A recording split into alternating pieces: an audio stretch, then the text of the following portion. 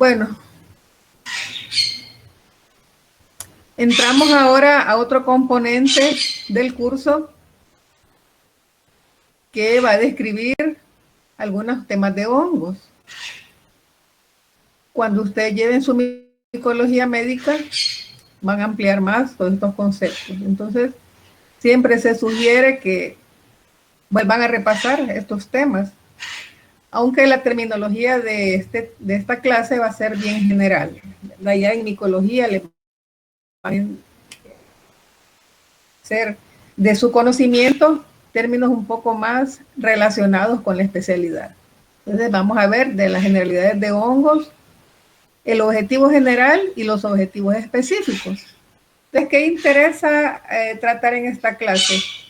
Que ustedes sepan, bueno, ya vieron bacterias, ¿verdad? Han hablado del tamaño, de la biología, de las condiciones de crecimiento, de las enfermedades que producen. Igual, para los hongos también se trata de la misma situación, ¿verdad? Características generales, ver su morfología, cómo es su fisiología, qué es lo que requieren ellos para su nutrición, el tiempo de crecimiento, la atmósfera, la taxonomía y la patogenia.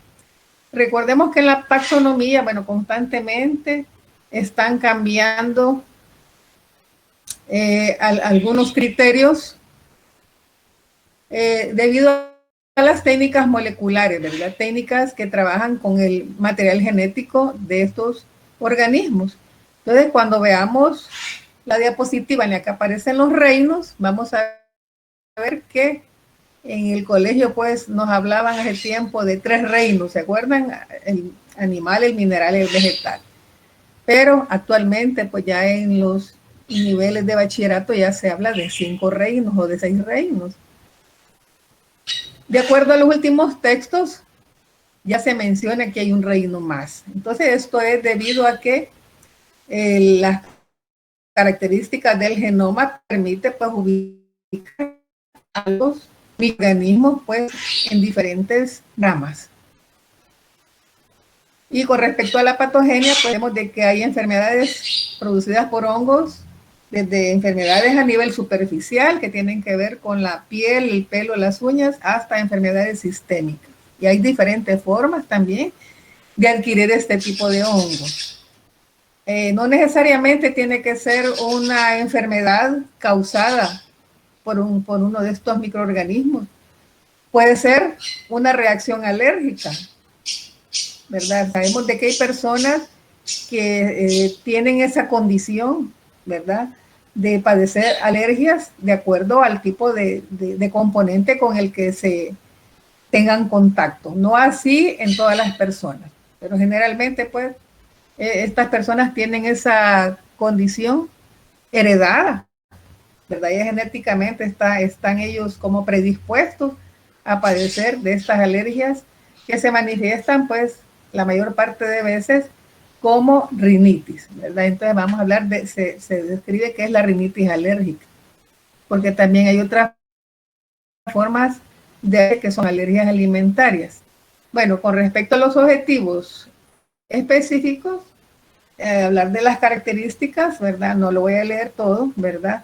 En la medida que nosotros vamos hablando, ustedes van a ir aprendiendo más sobre estos microorganismos, cómo se reproducen, a dónde es que se encuentran. Sabemos de que bastantes hongos se encuentran en el ambiente, ¿verdad? Se habla de que hay hongos que son beneficiosos, ¿verdad? En la alimentación, en la industria.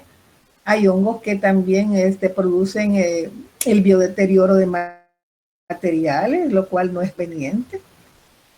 Sabemos que los hongos también participan en mantener el ecosistema, ¿verdad? Hay un equilibrio entre la materia orgánica que se descompone, pues los hongos son los encargados de hacer este proceso.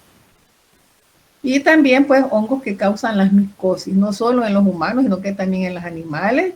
Y se habla también de fitopatógenos, que son hongos que causan enfermedades en las plantas. Y también los insectos pueden padecer del ataque de estos microorganismos.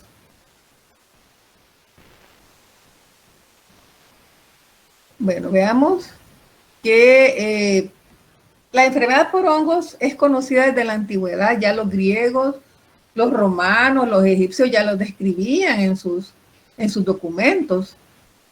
Y de tal manera de que ya se conocían la dermatofitosis. Vean que es diferente el término de dermatofitosis con dermatomicosis. Cuando se habla de dermatofitosis, se está refiriendo a un grupo reducido de hongos que se llaman dermatofitos. Cuando se dice dermatomicosis, pues son cualquier enfermedad de la piel producida por cualquier tipo de hongos. Y aquí se refiere también a la mentagra. La mentagra, como tenemos en el cuadro de la izquierda, se referían a los antiguos lesiones que aparecen. Vean ustedes la persona, el hombre tarma, ¿verdad? Entonces la mentagra se va a dar a nivel de esta zona unilateral generalmente, ¿verdad? Entonces son lesiones producidas por hongos. Ellos le llamaban la mentagra. Y aquí vemos estas personas en la antigüedad pues curando, haciendo esta labor, como dijéramos, de beneficencia para estas personas, curándose de la tiña del cuero cabelludo y tiña de los pies, ¿verdad? Entonces ya desde la antigüedad se conocían estas micosis, pero todavía como no se sabían qué las causaban, hasta que se tuvo el microscopio, se hicieron muchos estudios. Ahí si ustedes se van a leer la historia de la micología, pues eso comienza con la era del microscopio, en donde se ven los microorganismos, en donde se comprueba la presencia de agentes causales, ¿verdad? Pero en la antigüedad solo suponían que había algo ahí que producía ese daño y ellos trataban de curarlo, pues, de la mejor manera. Veamos la otra diapositiva en la que tenemos que del siglo XVII, ¿verdad?, se comenzó el estudio científico de los hongos microscópicos.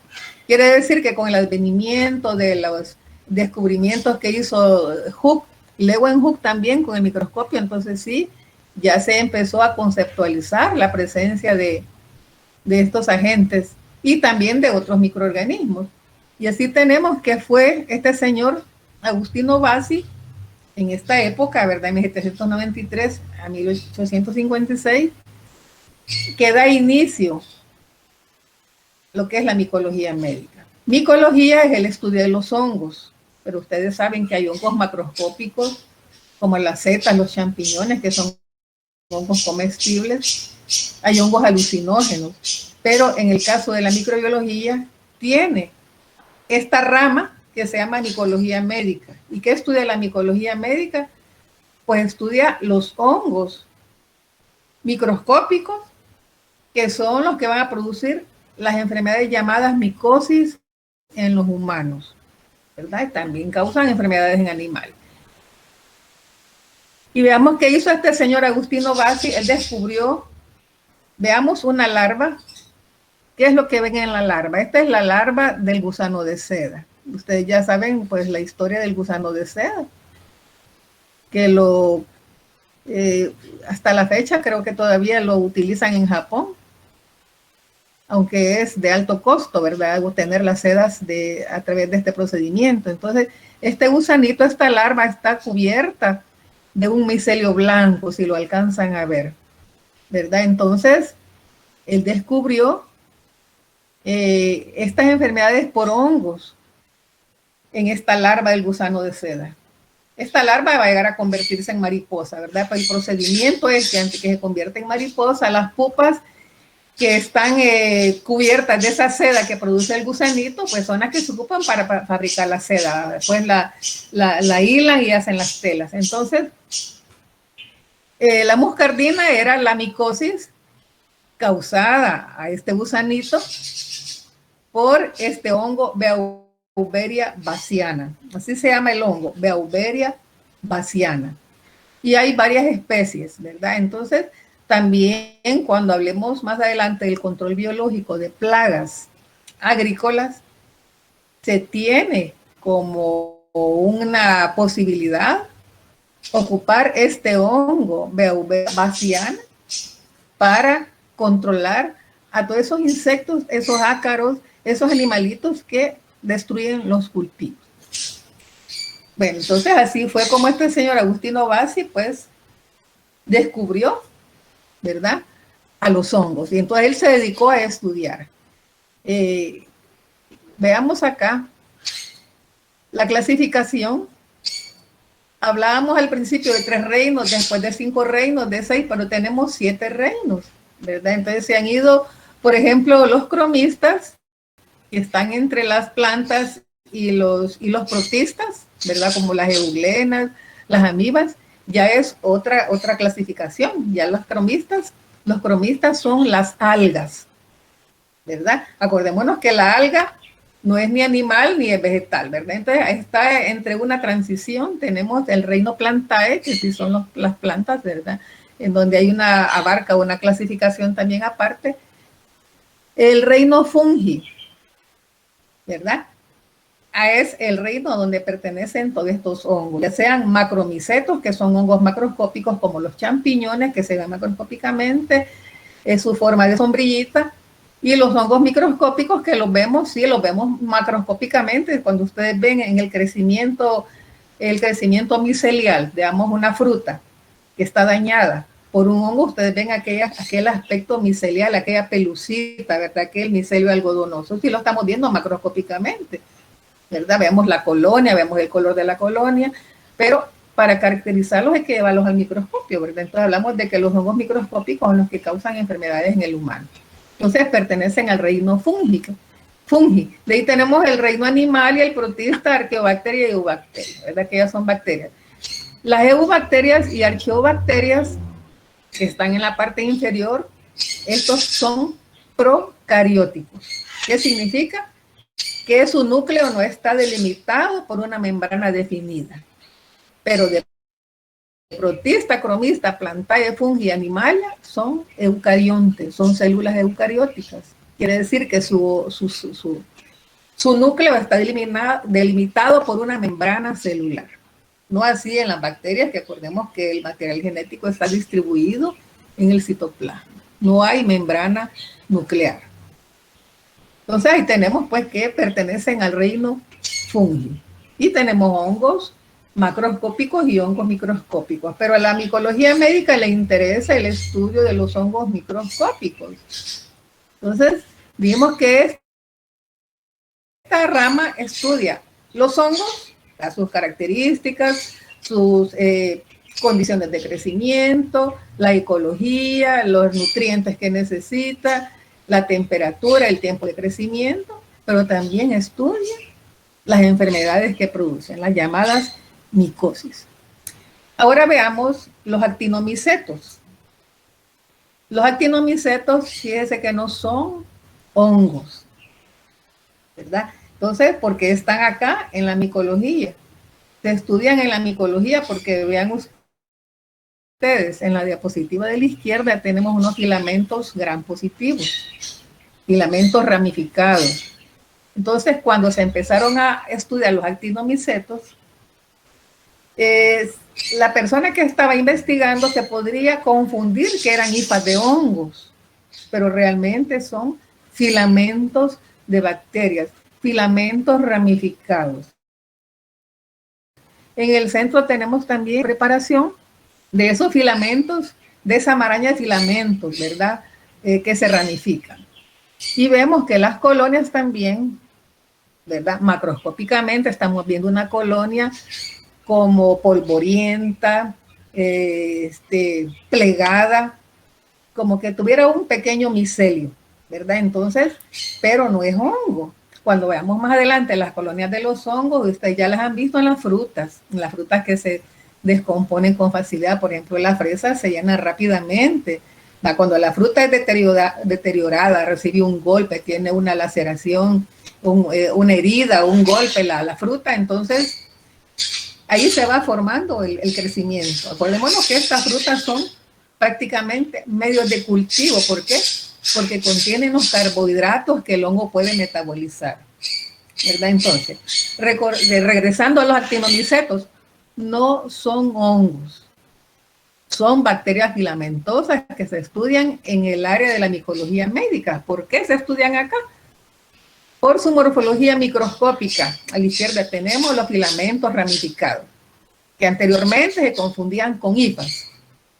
Es más, hay un actinomiceto que se llama Actinomyces, del género Actinomyces. Entonces, cuando lo veían en los tejidos, te proyectaba esos como rayos, ¿verdad? Actino quiere decir sol. Te proyectaban esos rayos en los tejidos, ¿verdad? De las lesiones provenientes del agente causal, pero eran filamentos también, ¿verdad? Ahora se estudian también en micología estas bacterias ramificadas porque se ocupan las mismas técnicas, ¿verdad? Se ocupa la misma forma de tomar la muestra, el procedimiento, ¿verdad? El cultivo, además que el crecimiento se parece bastante al de los hongos, pero no son hongos, y vamos a ver que hay varios géneros que pertenecen a los actinomicetos. Uno de ellos, por ejemplo, es la nocardia, ¿verdad? Los Corynebacterium. El agente causal de la tuberculosis es un actinomiceto, el Mycobacterium tuberculosis, ¿verdad? Entonces, son bacterias filamentosas con paredes celulares especiales. Bueno, veamos la siguiente. Generalmente, pues, estos son aerobios o anaerobios. Estamos hablando de los actinomicetos. Quiere decir que necesitan oxígeno. Otros que son anaerobios estrictamente, por ejemplo, el agente causal de las lesiones a nivel bucal, ¿verdad? Donde hay una atmósfera anaerobia, ¿verdad?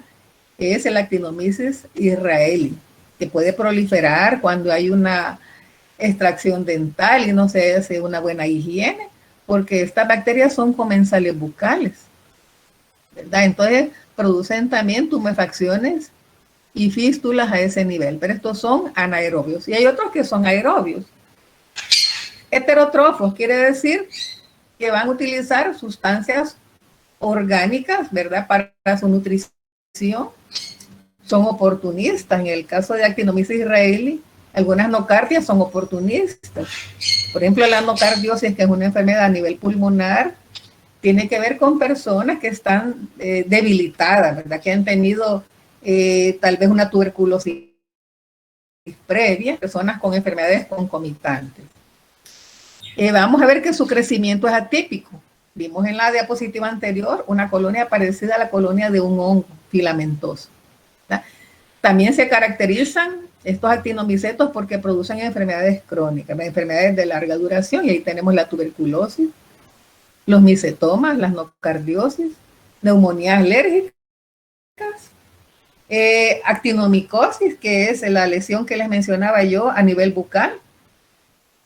Puede también surgir no solo de la extracción de una pieza dental o mala higiene o piezas dentales destruidas, puede ser también un accidente, un trauma a ese nivel, ¿verdad? Cérvico-facial. Y el eritrasma, aquí lo tenemos, ¿verdad? El señor que muestra acá su maxilar, pues con esas lesiones, esa tumefacción, es un actinomicetoma, una actinomicosis, perdón, actinomicosis, es diferente. Y el eritrasma, lo que tenemos ahí es una axila, ¿verdad? Es una axila en donde se ve esa mancha oscura que tiene que ver, pues, con especies de corinebacterias, ¿verdad? Por ejemplo, Corynebacteria minutísima, que es un habitante de esa zona axilar. Acordémonos que ahí hay excesiva sudoración, hay otras bacterias.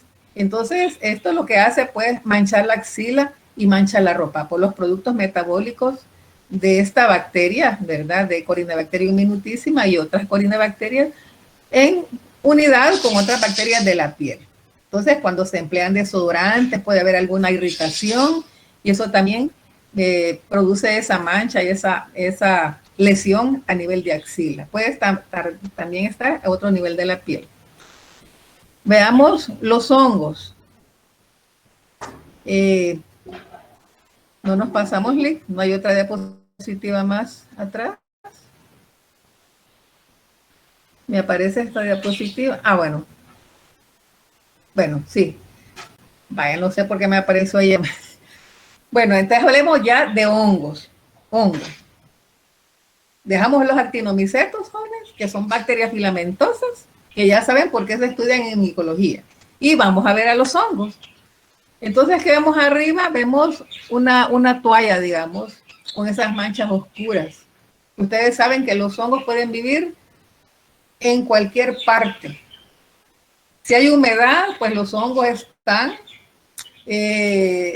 como les dijera, en ese hábitat en donde se les favorece su crecimiento, ¿verdad? Y así vemos que en los días de lluvia, que no sale el sol, que la ropa no se seca, entonces que los zapatos se nos humedecen y no los agregamos, ¿verdad? Se llenan de ese crecimiento, como vemos a la derecha, esos zapatos están llenos de ese moho, ese hongo, ¿verdad? Entonces, a la izquierda tenemos también esa ropa manchada, ¿verdad? De estas manchas negras no son más que crecimiento de hongos, ¿verdad? Debido a la humedad. También tenemos que pueden crecer en la madera húmeda. Es que los hongos tienen esa particularidad. Ellos pueden vivir en cualquier lugar. Incluso hasta hay hongos acuáticos, ¿verdad? Veamos también a la derecha en una cortina de baño, ¿verdad? Ustedes saben que en los lavamanos, en los sanitarios, en casas donde son muy oscuras, no hay ventilación, no entra el sol, las paredes se llenan de hongos. La ropa también, si permanece húmeda, no se seca, no se airea, no se ventila, ¿verdad? Las paredes se pueden llenar de hongos, también la ropa, los zapatos, igual acá la cortina de baño. Y vemos un tronco también, pero ese es un hongo macroscópico, ¿verdad? Que ustedes lo han visto muchas veces cuando van al campo, cuando van a algún lugar en donde hay excesiva humedad, hay crecimientos de estas setas, ¿verdad? Estos son macromicetos. Pero vean, está creciendo en un tronco que tiene humedad, a lo mejor es un tronco que ya no está sano, ya es un tronco, una madera ya podrida. Acordémonos que los hongos son heterótrofos. Se encargan de reciclar, en este caso el tronco ya leñoso que ya no sirve, un tronco viejo, se encargan de reciclar, de descomponer esa materia orgánica muerta. Entonces, en este caso benefician, ¿verdad? Porque hacen un equilibrio con el ecosistema, ¿verdad? Destruyendo todo ese material orgánico y produciendo sustancias nutritivas al suelo. Por ejemplo, se produce el humus, que es esa tierra negra, esa tierra abonada. Pero en el caso de arriba, los hongos lo que están haciendo es destruyéndose. Aquí ahí hablamos de biodeterioro. Y no solo destruyen en la casa, sino que también en la industria. Imagínense ustedes, cuando no se almacenan bien los granos, ¿verdad? Los cereales, no se exponen al sol, hay pérdidas cuantiosas, ¿verdad? De estos productos.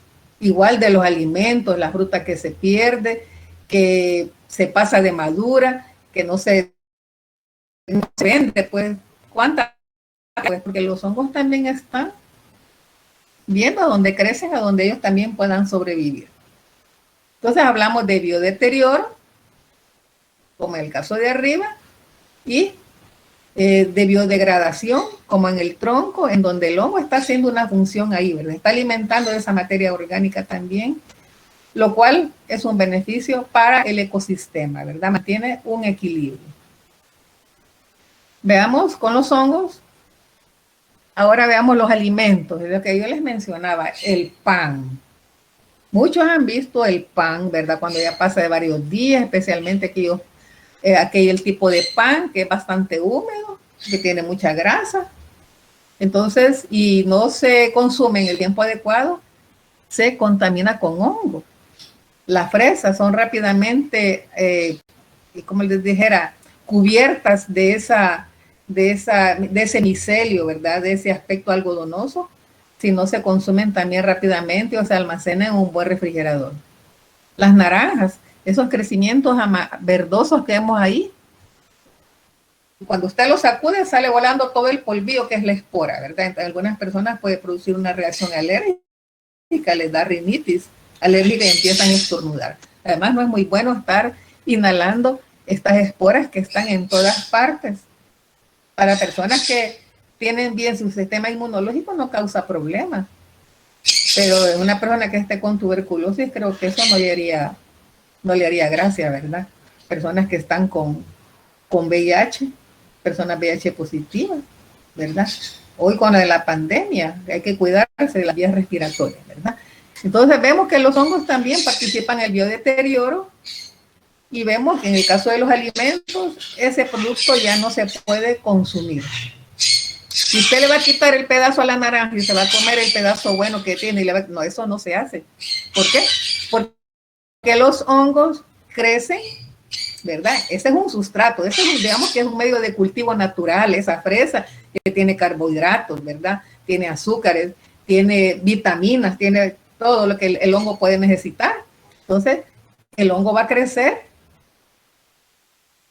y acordémonos que así como el humano va, come y todo hace la digestión y después expulsa, ¿verdad? Entonces, igual el hongo va a producir sustancias metabólicas que van a ir penetrando, ¿verdad? En el tejido, digamos, de la fruta.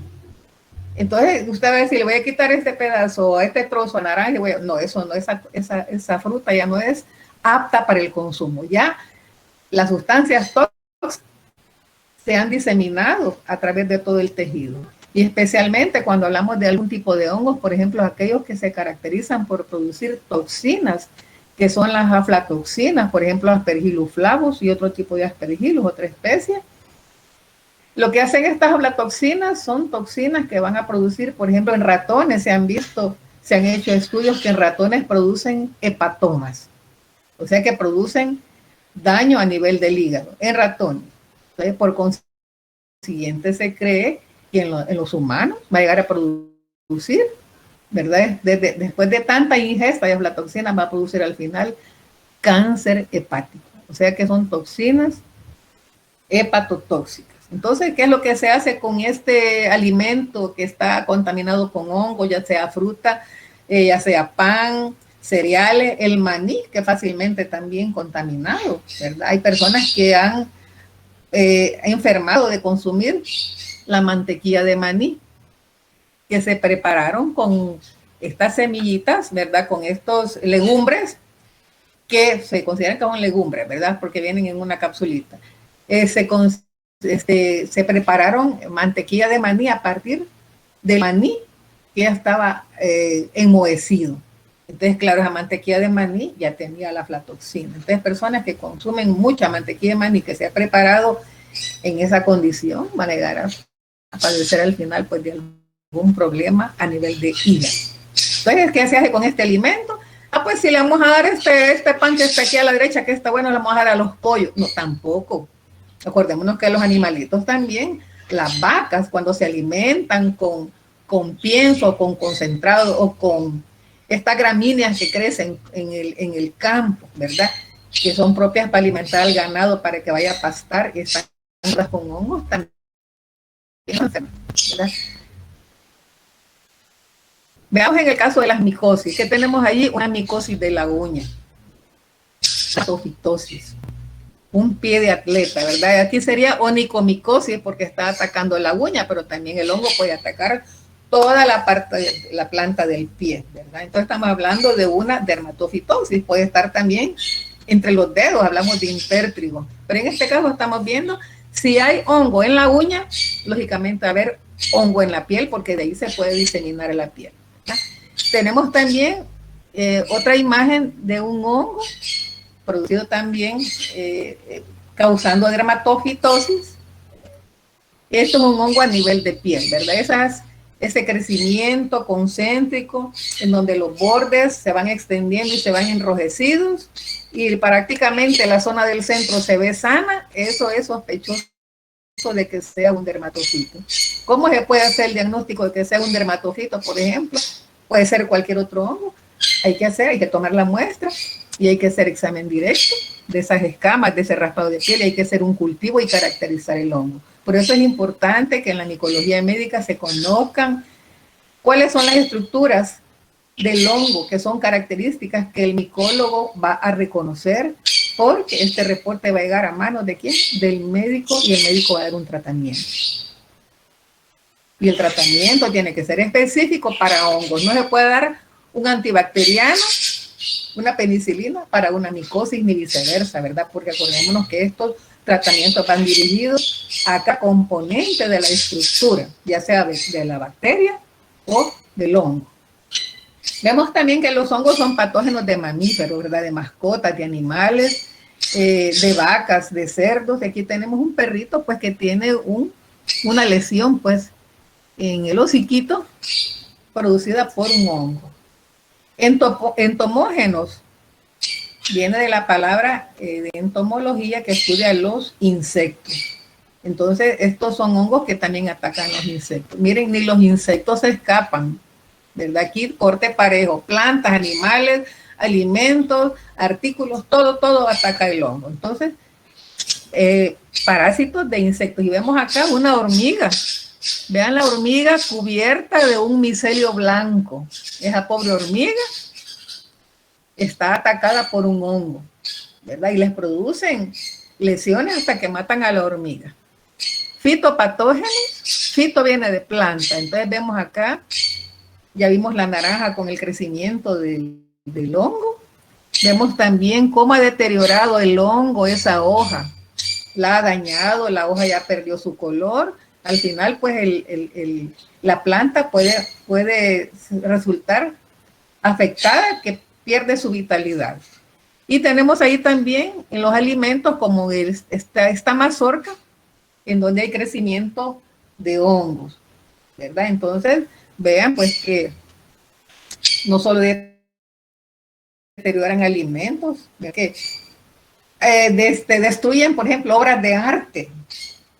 Cuando ha habido mucha humedad, que el clima ha estado muy frío, pueden arruinar obras de arte, ¿verdad? Los libros también, todo, ¿verdad? Entonces, deterioro de materiales, de madera, de cueros, de telas, de cosméticos, de alimentos, de todo.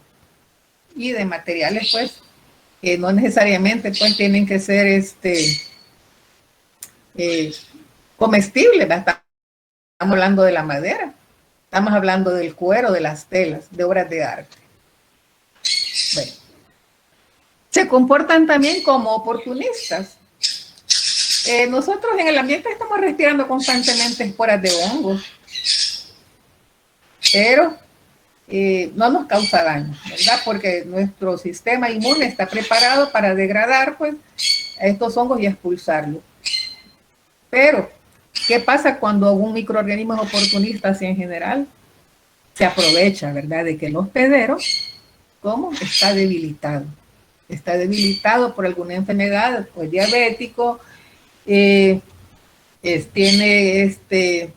un tratamiento, por ejemplo, no solo necesariamente un tratamiento con medicamentos para el cáncer, no, puede estar debilitado por un tratamiento drástico con antibióticos. Es un paciente normal que tuvo un tratamiento largo con antibióticos. Toda la flora comensal del intestino quedó aniquilada. Entonces ahí empiezan a crecer no solo los microorganismos que están en poca cantidad en el intestino, sino que también empiezan a crecer también las levaduras, ¿verdad? Entonces se comportan como oportunistas. En el caso del recién nacido también, veamos un niño con la mucosa oral, su lengua, el paladar blando está lleno de esas lesiones, de ese crecimiento blanquecino que es una cándida. Entonces en el niño se llama Muget, puede estar también en personas adultas, ¿verdad? Vean en el paladar, en la boca, tiene esas lesiones que pueden estar también en la lengua, en los labios. Y se dice que cuando hay una candidiasis esofágica, ahí sí está grave, ¿verdad? Porque dice que es el preámbulo al SIDA. Ya no es VIH positivo, ya es SIDA. ¿Por qué? Porque el paciente está debilitado, que ya tiene todo su tracto digestivo cubierto con la cándida. Y no solo la candidiasis del tracto digestivo, acordémonos que esta es una levadura que es comensal, por eso se dice que es oportunista. Es comensal porque habita en la boca, en la mucosa oral, vaginal e intestinal. Ahí está en poca cantidad, porque cuando hablamos de flora normal, no solo hablamos de bacterias, de cocos, de bacilos que son comensales, en el cual pues hay una relación equilibrada con el humano. También está esta levadura que es oportunista. está en poca cantidad y ahí no molesta. Recordémonos que está alimentando de lo que el humano va dejando en sus tejidos, es oportunista. Pero cuando ya las condiciones del hospedero están desequilibradas, ¿verdad? Porque es diabético, porque es obeso, ¿verdad? Porque está tomando tratamientos contra el cáncer, unos supresores, porque tuvo un trasplante de riñón, cualquier condición que lo desequilibre. Entonces ya esta levadura, es una levadura, es un hongo, se convierte en patógeno.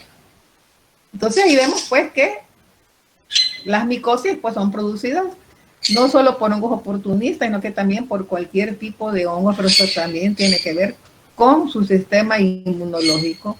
Si es una lesión, la vía de entrada del hongo, en este caso pues hablamos de cándida, que es una levadura endógena. ¿Qué quiere decir? Que flora comensal, pero que puede aprovechar de que el paciente está debilitado y entonces ahí crece en un gran número para producir lo que es una candidiasis. Por ejemplo, en el caso de las señoras que están esperando bebé, hay un desequilibrio de su pH, ¿verdad? Vaginal por relación hormonal. Entonces ahí puede la cándida proliferar, ¿verdad? Tiene que ver con el estrógeno que se deposita a nivel de epitelio vaginal, pues, y eso pues altera el pH, ¿verdad? Si es un pH ácido, se mantiene libre, ¿verdad? No solo de la cándida, sino de cualquier microorganismo, incluso hasta de tricomonas. Y vemos acá los hongos macroscópicos o setas. Son los hongos que vemos. Por ejemplo, aquí les puse yo otra vez el hongo que está en el tronco, lo vemos macroscópicamente. Las setas, los champiñones, las trufas, todos esos hongos comestibles que hay que tener cuidado. Las personas que en otros países se encargan de recolectar setas, ¿verdad? Hay quienes las sacan debajo de la tierra, como que están enterradas. Entonces, bueno, conocen que son comestibles, ¿verdad? Porque hay muchos que se pueden confundir con setas que pueden producir una intoxicación.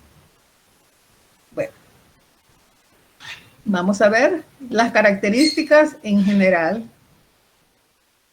No son ni plantas ni animales, ¿verdad? Ni vegetales, no. Son hongos, pertenecen a reino fungi y eso los ha ubicado porque primero no pueden realizar fotosíntesis porque no tienen cloroplastos, no tienen clorofila, ¿verdad? Entonces no pueden ellos sintetizar sus propios alimentos a través de la luz del sol o de los carbohidratos, no, sino que ellos tienen que tomarlos de otra fuente.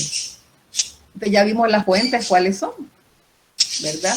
Van a crecer en las frutas, van a crecer en los granos, van a producir micosis en el hombre, ¿por qué? O en los animales, porque hay ambiente, ahí hay temperatura, y bueno, pueden estar tranquilos que ellos van a desarrollar y nadie los molesta. Entonces, heterótrofos necesitan tomar la sustancia orgánica preformada, ¿verdad? Saprófitos son aquellos que van a alimentar de materia orgánica muerta. Por ejemplo, hemos visto el tronco, ese tronco ya no sirve, entonces el honguito está ahí pues degradando eso. Va a haber un momento que todas esas hojas secas que se van descomponiendo van a formar parte de un suelo rico en nutrientes. Entonces, saprófitos son los que alimentan de materia orgánica vegetal muerta, y eso es bueno porque ayudan a limpiar, ¿verdad? A mantener el equilibrio en el ambiente. Otros son parásitos. Sí, tener un hongo en la piel que no esté causando esas lesiones, eso no es una simbiosis, ¿verdad? Ese es un parásito, no está produciendo una micosis, o si es en un animal, en un perro, en un gato, es un parásito, ¿verdad? Simbiosis es cuando vemos a la derecha, arriba, los dos cuadritos a la derecha, la asociación entre un alga y un líquen, ¿verdad? Entonces, simbiosis, ¿qué quiere decir? Como el matrimonio, ¿verdad? Que los dos, cuando los cónyuges se llevan bien, pues echan a andar el hogar, ¿verdad? Entonces, no es que uno va a vivir a expensas del otro, ¿verdad? No es así. Entonces, igual, el líquen es una asociación entre un alga y un hongo. Y mira qué bonito se ven los troncos, ¿verdad? Como que fueran decoraciones especiales, ¿verdad? La naturaleza es linda. Entonces, estos son líquenes. Entonces, ¿qué hace el hongo? Bueno, le dice el hongo, yo te voy a dar sostén, le dice al alga, pero si vos me das alimento, como vos tenés clorofila, las algas tienen clorofila, ¿va? Tienen cloroplasto. Entonces, si vos me das alimento, yo te voy a ayudar a sostenerte, ¿verdad? Entonces, el hongo le da sostén y el alga le proporciona alimento al hongo. Es una asociación, se llama simbiosis. Y las micorrizas, veamos acá, a la izquierda, son, por ejemplo, en las raíces. Ahí vemos las raíces de un árbol, de una planta, en donde ustedes saben que el suelo tiene una cantidad de nutrientes, de microorganismos, es otro mundo el suelo, hay de todo, ¿va? Micro y macro, lombrices de tierra, de todo, bacterias. Y entonces vemos las micorrizas, son las raíces de unas plantas que se asocian con honguitos, ¿verdad? Entonces el honguito, como tiene esas estructuras tubulares que se llaman hifas, que funcionan como que fuera una pajillita para succionar. Entonces lo que hace esa micorriza es, esos honguitos están en toda la raíz de la planta. Entonces, ¿qué hacen? A través de las hifas absorben los nutrientes del suelo. Entonces la planta se pone bonita, se pone exuberante. Y vean que esta es una técnica de las personas que conocen de estos trabajos agrícolas, de generar que estas micorrizas ayuden, de estarle poniendo fertilizante a la planta mejor que las micorrizas, ¿verdad? Y también se emplean algunas bacterias, ¿verdad? Se ha visto que algunas bacterias, por ejemplo, que fijan el nitrógeno, sirven para que la planta se desarrolle más, ¿verdad? Entonces, esta asociación de hongos en las raíces de las plantas se le conoce como micorrizas, aunque también hay bacterias, ¿verdad?, que fijan el nitrógeno y otros nutrientes. Veamos el siguiente. Con respecto a la ecología, pues el hongo necesita, como todo ser vivo, exige nutrientes. Dimos que son heterótrofos, ocupan sustancias orgánicas en descomposición. Si no, vean la fruta entera intacta con su piel, no es invadida por hongos, ¿verdad? ¿Será que en la piel también está el honguito residiendo o cae del ambiente, ¿verdad? Entonces necesita una buena nutrición, tiene la capacidad de metabolizar carbohidratos, peptonas, necesita un ambiente físico, que haya humedad. ¿Cómo evitamos que se formen los hongos? No mantengamos humedad. Si no quiere que le salgan hongos en los pies, le dé pie de atleta cuando use sus zapatos deportivos, póngalos al sol, límpielos con alcohol, póngale talco y lávese bien los pies y se seca bien entre medio de los dedos y se cambia calcetines, se usa calcetines, ¿verdad? Entonces, evitemos que los hongos proliferen en seco, ¿verdad? Pero si hay cierta cantidad de humedad, el hongo va a tener un ambiente favorable.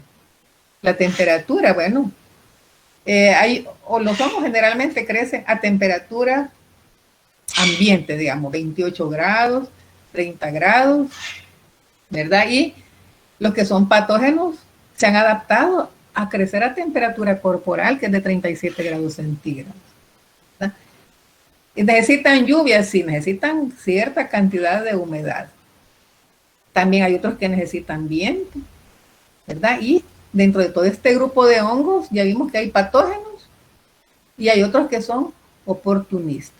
Ya describimos bien el término de oportunista. Unos que son patógenos estrictos y patógenos, y otros que se aprovechan de que el hospedero pues tiene las condiciones para poderlo invadir. Una ventaja es que los hongos conservan el equilibrio. Ya vimos de que van a degradar, por ejemplo, esa fruta que se ha descompuesto, si son hojas secas, van a degradar todo ese material. Hablamos de biodesintegración. Y claro que toda esta materia orgánica se va a incorporar de nuevo al suelo. Y vamos en la diapositiva, abajo en la imagen, perdón, vemos esa tierra negra, muy fértil, ¿verdad? Que puede servir pues para abonar y que crezca una buena planta. Entonces cumplen una función ecológica porque están reciclando la materia muerta. Entonces, de eso se trata, ¿verdad? De que los hongos no solo se les vea el aspecto negativo, sino que también veamos los beneficios que traen al ambiente. Entonces, hacen que se recircule esas sustancias nutritivas, se descompone el material, se descompone en el suelo y en el suelo pues se va formando ese humus que también lo pueden producir las lombrices de tierra, ¿verdad? Dándole pues esa cantidad de nutrientes necesarios al suelo. Y hablamos del biodeterioro también, para todo lo que son capaces de hacer los hongos, las enfermedades que pueden causar, pero también la ventaja de utilizar hongos para el control biológico de plagas. Y decimos que se ha pensado utilizar al mismo hongo que atacaba o que ataca a los gusanos de seda para que también este hongo pueda proliferar sobre estos animalitos pues que destruyen los cultivos. Entonces se piensa que como controles biológicos algún tipo de hongos pueden ser de utilidad y no estar utilizando tantas sustancias químicas que contaminan mucho el ambiente, ¿verdad? Entonces se piensa que Beauveria bassiana puede ser un buen destructor de todas estas plagas. Ahora veamos los hongos en la alimentación. Pensamos en las pizzas, ¿verdad? Los quesos azules, el pan, la levadura de cerveza. La Saccharomyces cerevisiae se emplea no solo para fermentar el mosto para producir la cerveza, sino que en la fabricación también de pan, elaborar pan, ¿verdad?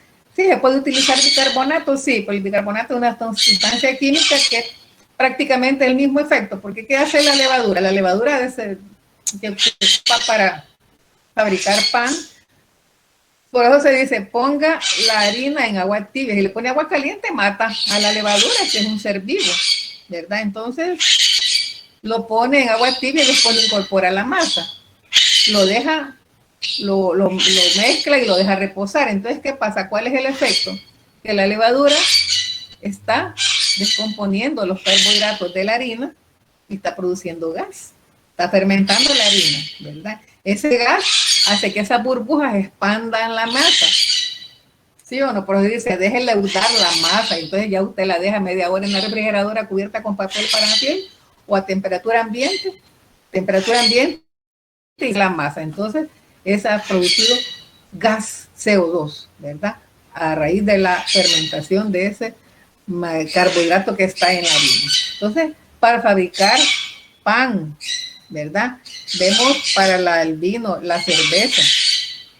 Aquí se ocupa Saccharomyces cerevisiae, que es una levadura.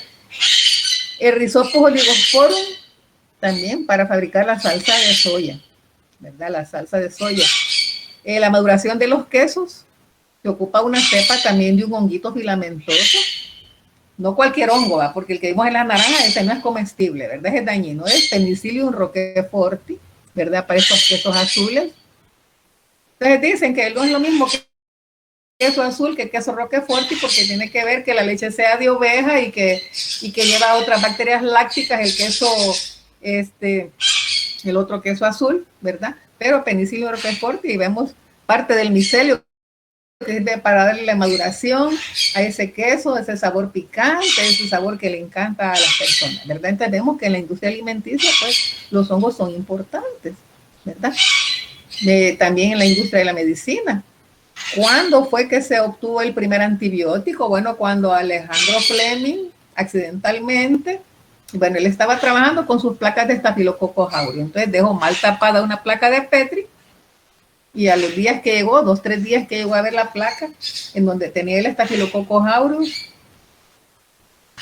había crecido un hongo. Entonces, donde había crecido el hongo, alrededor, como quien dice, prohibido el paso, había una zona clara en donde el estafilococo no se pudo proliferar. Entonces, él vio que el Staphylococcus aureus era destruido, ¿verdad? No le permitió crecer ese metabolito que produjo el Penicillium notatum en la placa de cultivo. Entonces a esa sustancia le llamó penicilina. Entonces a raíz de ahí pues se vinieron sintetizando otros antibióticos no solo por métodos naturales como la fermentación, sino que también a través de síntesis química.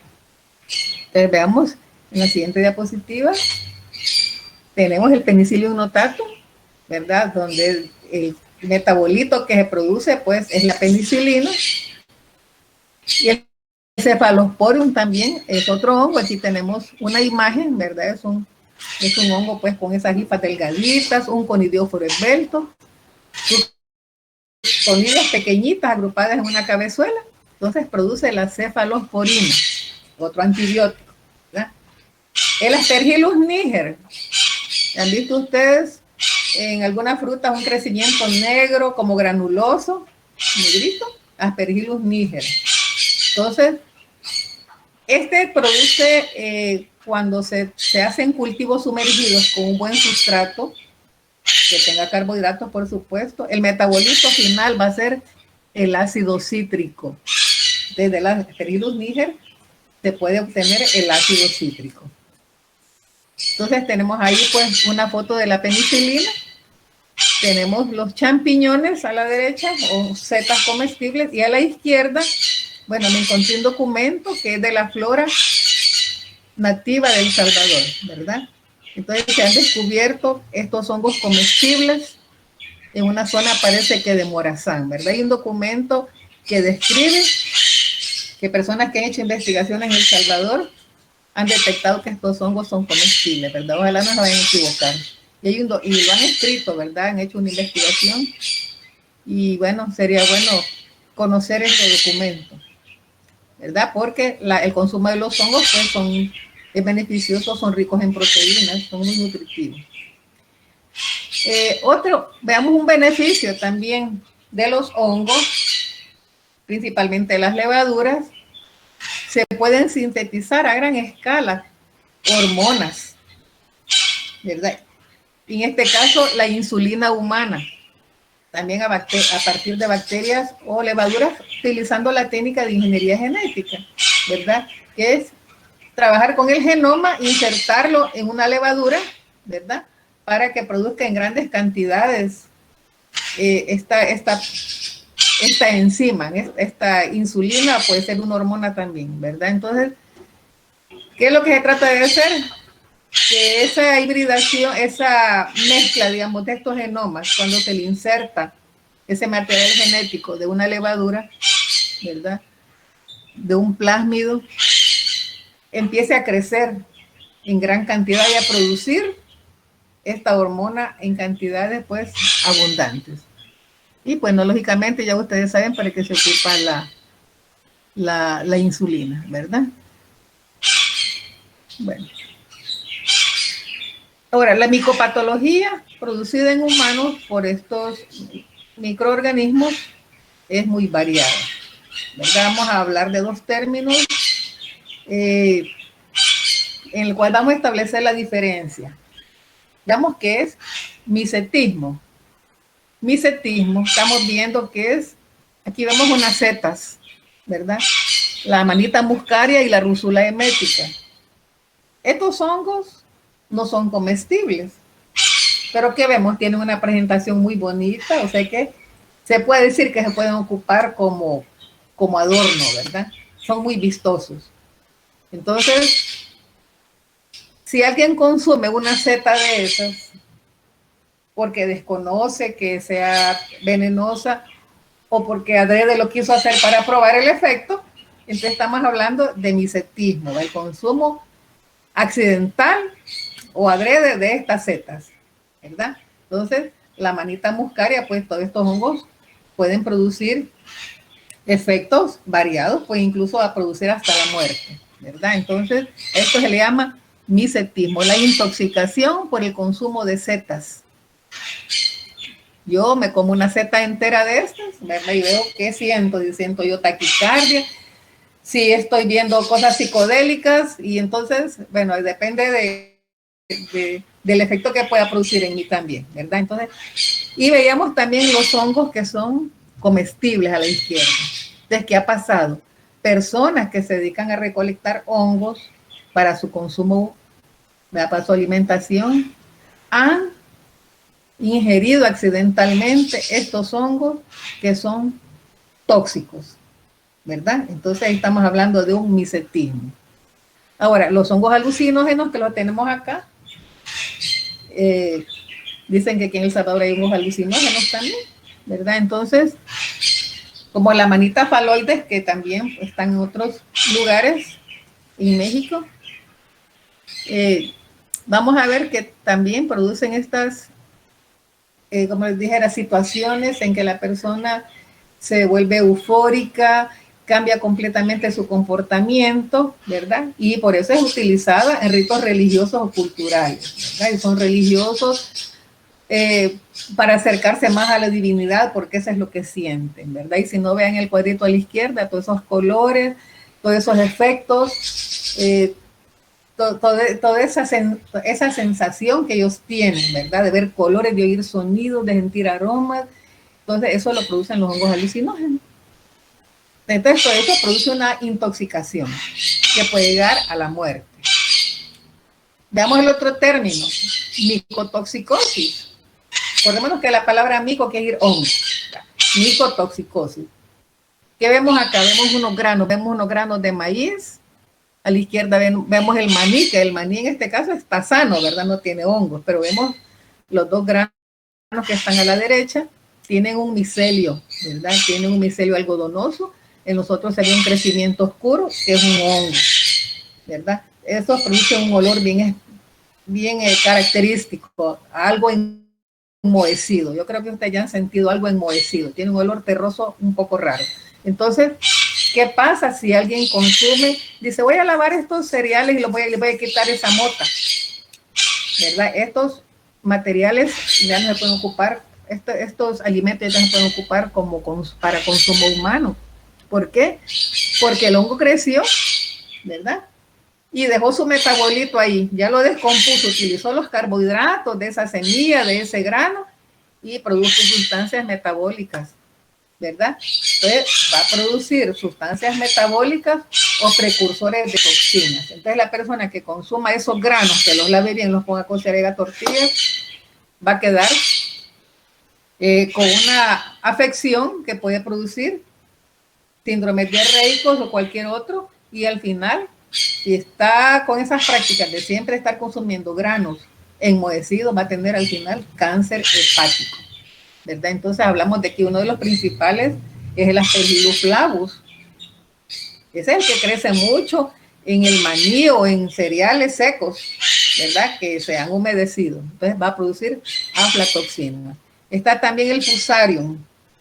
El fusarium puede dar un micelio blanco cuando el hongo es mayor, tiene un aspecto rosadito muy bonito. Entonces, el fusarium va a producir, no aflatoxina, va a producir lo que llaman fusarinas, porque también tienen un efecto, ¿verdad? Entonces, principalmente en maíz y cacahuates, que son los sustratos para que crezca este hongo, ¿verdad? Entonces, al principio les mencioné que en ratoncitos se ha visto que estos componentes que tienen los hongos para producir aflatoxinas van a causar hepatomas en el ratón. Y en el humano, pues se considera que pueden producir también cáncer hepático. Entonces, estos alimentos se tienen que descartar, que se los van a dar a los chompipes o a los pollos. Han habido epidemias de intoxicación de aves porque les han dado granos enmohecidos para su alimentación. No se les da a los animales que también ellos enferman. ¿Qué son las ergotoxinas? Bueno, vemos aquí a la derecha el centeno, que es una gramínea que se ocupa en la alimentación. Pueden haber otras gramíneas también, pero se dice que principalmente el centeno produce, ven como cachito negrito, ¿verdad? Ese se llama cornezuelo del centeno. Parece un cuernito negro, lo ven en las espigas, entonces por ahí se llama cornezuelo del centeno. ¿Cómo se llama ese honguito negrito que parece cuernito? Se llama Claviceps purpurea. Este es importante, ¿verdad?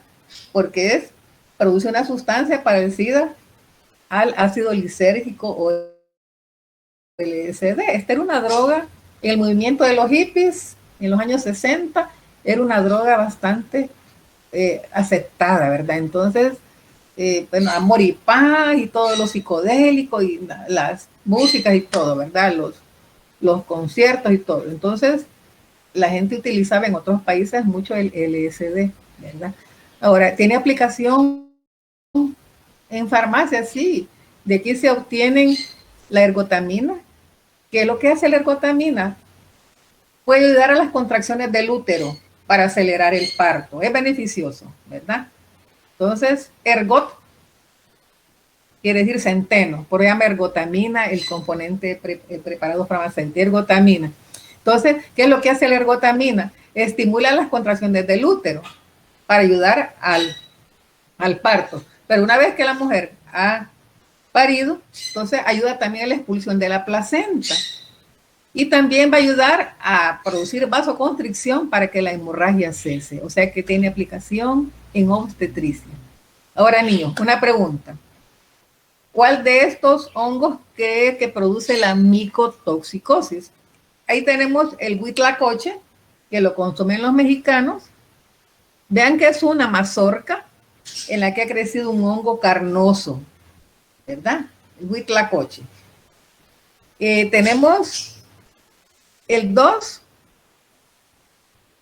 que ya no sería huitlacoche ahí, ¿verdad? Sino que sería una invasión por hongos. Y el 3, que es una seta. Entonces, ¿cuál de ellos produce micotoxicosis? De acuerdo al término que acabo de describir. Porque no es lo mismo una intoxicación por seta, ¿verdad? Y una micotoxicosis. ¿Qué dijimos que era la micotoxicosis? Es el consumo de granos enmohecidos, contaminados con un hongo o enmohecidos. Entonces, ¿alguien me puede decir cuál de ellos va a producir micotoxicosis? ¿El 1, el 2 o el 3? Vamos a ver, Wilber.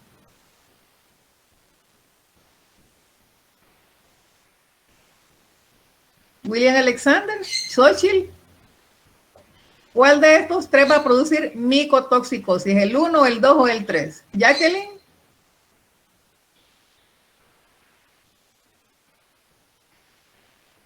No escucho. Adriana. Digan un número, chicos.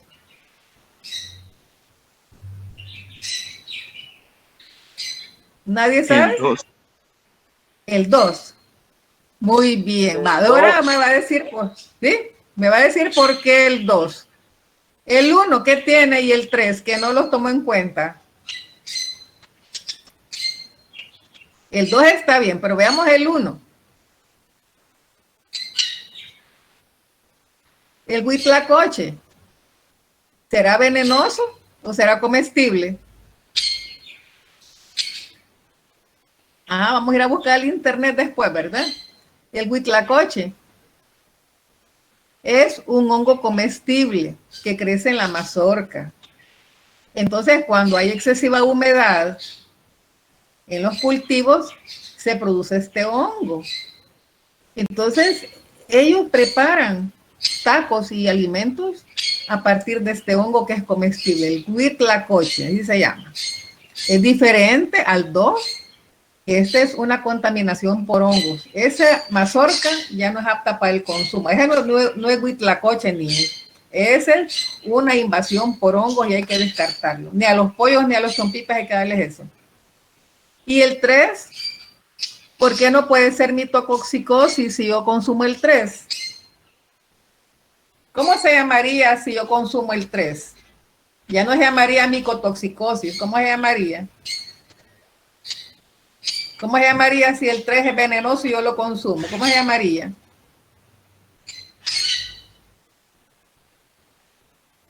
Berenice Ramos, ¿cómo se llamaría?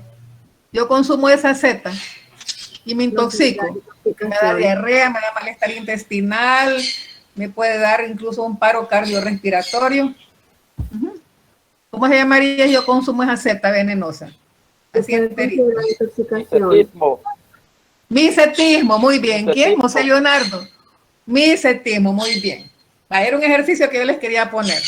Entonces ya no les olvida que el huitlacoche es comestible.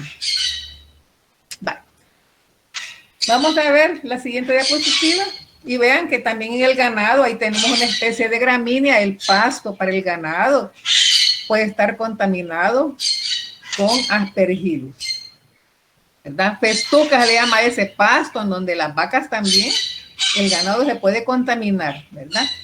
Y no solo va a haber malestar gastrointestinal, pueden haber abortos, ¿verdad? Puede ser inhalado también el hongo. Si el pasto está contaminado, puede entrar por inhalación, puede producir también un aborto en estos animales. Y aquí les puse un sonpopo que lo que está haciendo, están degradando ellos, ¿verdad? Bueno, están llevándose las hojitas, pero fíjense que es bien curioso. Estos animalitos van a sus cuevas y depositan esas hojas. Estas hormigas, estos sonpopos no se alimentan de hojas, se alimentan del hongo que crece en esta hoja, ¿ya? Entonces, ahí en los aeroservicios venden unas pelotitas como que fuera maicillo, y no es para matar al sonpopo, sino que es para matar al hongo. Entonces, ¿qué va a pasar? El sonpopo va a aguantar hambre y va a morir de hambre, no es que lo va a matar el veneno. Pasemos la otra, por favor. Vale, la clasificación, ya habíamos visto esto así a grosso modo, ¿va? Las setas, que son los hongos macroscópicos, las amanitas, muscaria, los champiñones, los mohos filamentosos, los que crecen, por ejemplo, en el tomate, se mira un aspecto algodonoso, microscópicamente estamos viendo un hongo ahí, ¿verdad? Que es un Rhizopus, ¿verdad? Por su esporangio, vemos su esporangióforo. Las levaduras que están en la parte central, que las vemos colonias redondas porque son lisas como las colonias de las bacterias, y microscópicamente estamos viendo ahí que se ven células esféricas, y cuando tienen una yemita se llama blastoconidia. La blastoconidia es la célula hijita, una levadura gemante. Y los actinomycetos que están a la izquierda, que dijimos que no son hongos, son bacterias. Algunas pueden presentar un aspecto algodonoso como que fuera una colonia de un hongo. Y microscópicamente pues son filamentos ramificados, pero no son hongos, son bacterias filamentosas. Bueno, de las características generales, ya habíamos mencionado algunas: aerobios, no son móviles, son eucarióticos. Ahora, la pared está compuesta de estas sustancias químicas, de polisacáridos, de polipéptidos y de quitina. Y esto hace que sea una pared rígida, ¿verdad? Es una pared rígida. Entonces, ¿qué tiene que hacer el hongo?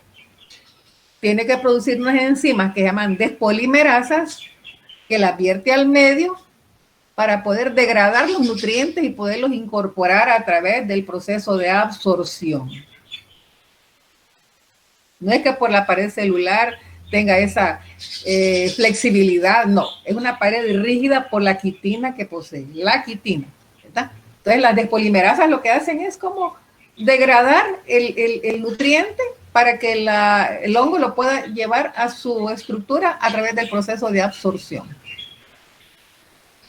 Y aquí tenemos pues cómo están repartidas en la pared celular, ¿verdad? Tienen una membrana plasmática, la quitina, vean en rosado, el glucano, que son los carbohidratos, en verde, y las proteínas en azul. Y también tienen sintetasas o sintasa también se llama, de quitina y de glucano, que es son carbohidratos principales de la pared celular. Y vemos que la quitina es la que le da rigidez. Entonces es una pared celular típica de un hongo, ya sea levadura o sea filamentosa. Bueno, las mitocondrias tienen mitocondrias, por eso realizan respiración, tiene retículo endoplasmático, es una célula eucariótica con todo lo que tenemos acá, aparato de Golgi. La membrana celular sí tiene ergosterol, ¿verdad? Entonces, por ejemplo, los hongos pueden sintetizar la vitamina D o ergosterol. No tienen peptidoglicán como en las bacterias, ¿verdad? No tienen. Tienen vacuolas, ribosomas y no tienen clorofila. Entonces vemos la diferencia entre una bacteria que es procariota y un hongo que es eucariótico, ¿verdad? Es más grande también con respecto al tamaño. Los hongos son más grandes que las bacterias. Ahora, las estructuras, vamos a ver qué talo, esto del cuerpo o soma del hongo. Puede ser filamentoso o puede ser levaduriforme. Si es filamentoso, tiene múltiples núcleos, ¿verdad? Si es levaduriforme, es una sola célula de levadura esférica, como la que hemos visto anteriormente. Entonces, vean cómo está constituido una hifa o filamento. Ahí tiene todas las estructuras que puede tener una célula eucariótica. Vean las vesículas, el retículo endoplásmico, las vacuolas.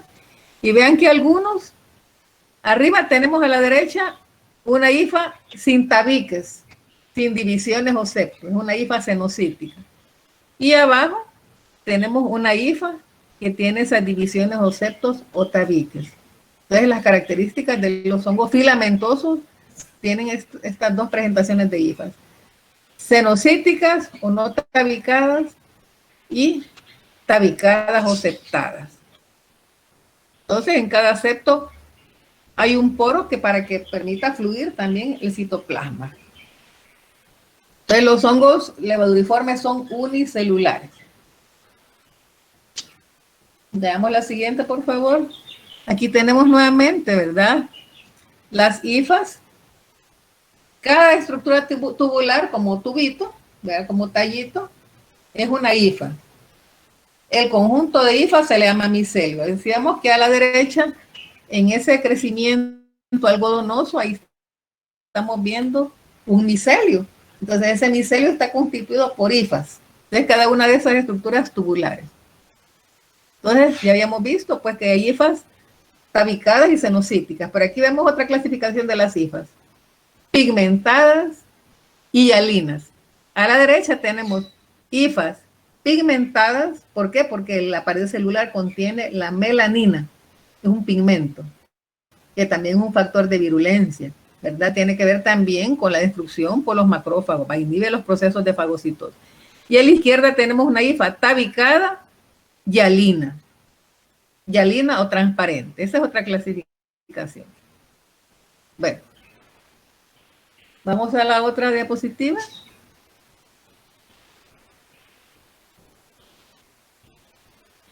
El talo dijimos que es el cuerpo del hongo, ¿verdad? Ya sea una hifa o una levadura. Entonces, vemos de que, por ejemplo, aquí podemos observar como que fuera un árbol, ¿verdad? Las raíces, el tronco y la copa del árbol, por decir algo, ¿verdad? Pero no. Todo este es la estructura del hongo. Entonces, el talo vegetativo va a ser todo este, ¿verdad? Desde la nutrición, que es a través de las hifas que están sumergidas en el sustrato del medio de cultivo. Está, por ejemplo, el de fijación, que ya empieza arriba de las raíces de las hifas, empieza el crecimiento de una estructura que se llama conidióforo. Eso le va a dar también nutrición, fijación y edificación. O sea que ahí va a ir creciendo el hongo. Entonces, el talo vegetativo es todo esto: va a producir desarrollo, nutrición, fijación y edificación. Hasta aquí, todo ese es el talo vegetativo. Y el talo reproductor es la estructura esférica, ¿verdad?, que se llama esporangio, que es una bolsita que contiene las estructuras de reproducción, que son estas otras que son esféricas, que están adentro de este esporangio, se llaman esporas. Todo lo de arriba va a ser talo reproductor. Quiere decir que cuando este esporangio, esta bolsita se rompe, todas las esporas van a salir, se van a diseminar, y cuando caen en un medio adecuado, en un sustrato, esa espora emite un brote, ¿verdad? Brota un tallito germinal y se va a formar nuevamente el conidióforo, y así sucesivamente. También en el caso de las levaduras que no tienen, no son multinucleadas, el talo reproductor van a ser las levaduras y las pseudohifas, ¿verdad? Porque solo es, las pseudohifas no son más que las levaduras alargadas que están en cadena, ¿verdad? Eso le da un aspecto de hifa. Y pueden haber hifas verdaderas también, ¿verdad? Entonces, el talo reproductor en sí de una levadura son las hifas, las levaduras y las pseudohifas, porque no hay micelio ahí. Entonces, esta es la estructura. Igual, la levadura nuevamente tenemos lo que contiene en su estructura, ¿verdad? La pared celular, la membrana nuclear, el núcleo de la mitocondria. Toda esta es una célula de levadura. Ahora, esta parte a la izquierda, el brote, este es lo que se le llama blastoconidia. O sea, una levadura en gemación, la célula madre que es la grande con la célula hija. Entonces, la chiquitita es la blastoconidia. También algunos libros pueden encontrar como blastospora. Por gemación se reproducen estas levaduras. Con respecto a la nutrición, hemos hablado de las hifas, ¿verdad? Hemos hablado de las enzimas que vierten los hongos al medio ambiente donde están los nutrientes, y con estas enzimas van a degradar los polímeros, a degradarlos en unidades más pequeñas, a monómeros, para que puedan ser llevados por el proceso de absorción, ¿verdad? Entonces, la nutrición es heterótrofa, pero que alimentan de materia orgánica muerta o no saprófitos, y los que se crecen en tejidos vivos, animales, vegetales o del humano, son parásitos, ¿verdad? Porque están en tejido vivo. Ese es con respecto a la nutrición. Entonces, ya vimos que se alimentan de materia orgánica en descomposición. Pueden utilizar también la glucosa, azúcares, como la glucosa, sacarosa, maltosa, las sales de nitrógeno, iones inorgánicos, y pueden sintetizar vitaminas. La vitamina B2 o riboflavina la pueden sintetizar algunos hongos. Ya vimos que carecen de clorofila y de cloroplasto, por eso son heterótrofos. Y también, pues, las enzimas lo que hacen es secretarlas al ambiente para degradar los nutrientes y después absorber esos nutrientes ya en forma de monómero. Vamos a la siguiente.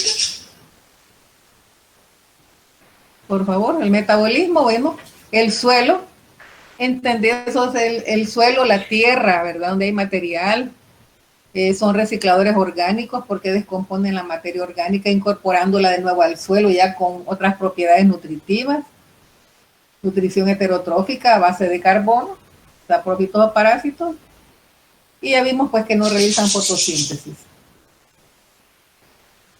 Aerobios estrictos, ya que necesitan oxígeno. El ambiente natural, bueno, ya vimos de que pueden crecer en cualquier lugar, con abundante materia orgánica, materiales que estén ocultos del sol, ¿verdad? Porque entonces, cuando el sol absorbe la humedad o seca la humedad, entonces el hongo no puede sobrevivir. Y pueden vivir también en el interior de los seres vivos parasitándolos. Ese es el hábitat natural.